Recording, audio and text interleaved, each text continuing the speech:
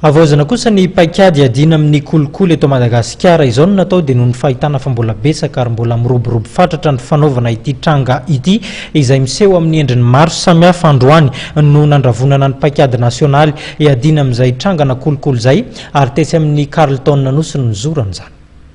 Na dia nisy aza ny rafitra napetraka edina amin'ny kolikoly, ny Bianco, ny Samifine, ny CSI ary Médiature de la République dia mbola nahazo vahana ny kolikoly eto Madagasikara. Ahoana ny fomba sy paika entina amin'izany ao anatin'ny 10 taona manaraka. Io no nifantohan'ny adefitra nandritra ny atrikasa nandravonana ny paikady nasionaly iadina amin'ny kolikoly.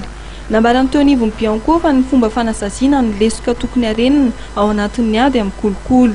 Nisy safidy roa moa napetraka amin'ireo mpivory androany hoe soatsika tena hanova zavatra tanteraka, soatsika le zavatra efa misy io no amafisitsika ho atsarantsika azahoantsika vokatra aingana dia mirona kokoa amin'ilay zavatra faharoa zany tsika izao hoe ny rafitra misy eo no atsaraina jerena ny lesoka dio no atsaraina mba azahoana vokatra aingana satria ny vahoaka tady vokatra aingana.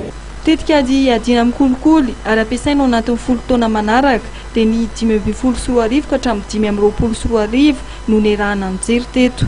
Nandray anjara tamin'izany ny avy amin'ny fiarahamonim-pirenena, ny rafitra misanany ady amin'ny kolikoly ary ny avy amin'ny gouvernement. Raha momba corruption moa izy io dia efa natao aloha laharana ny ady atao amin'izy io ao amin'ny hoe PND sy ny PGE ka tsy ny fitsarana rery ihany zany satria rahanareo nahita teo fa hoe iraisany rehetra izy io na ministera rehetrarehetra zany dia manao vaindohan-draharaha amin'io ady atao amin'ny kolikoly io fa ny ao amin'ny ministera fitsarana zany no hoe anisany hoe mitarika n'izay ady zay. Ny rehetra dia manana anjara feno ampanataterahana amin'ny paikady. Ny olom-boafidy, mpiasa-panjakana tokony ampiseho fahitsina, mangarara ary fandraisana andraikitra.